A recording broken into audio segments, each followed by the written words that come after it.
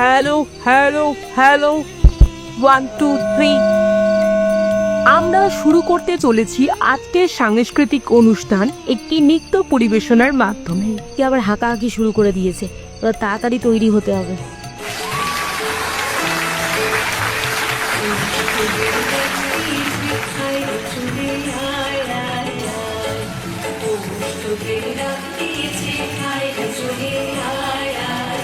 আমার মা না হয়ে তুমি আর কারো মা হলে ভাবছো তোমায় চিনতেন না।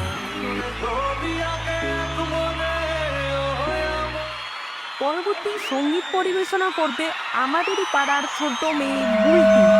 এসো হে বৈশাখ এসো এসো, এসো হে বৈশাখ এসো এসো। সুন্দর সুন্দর একটি সঙ্গীত পরিবেশনা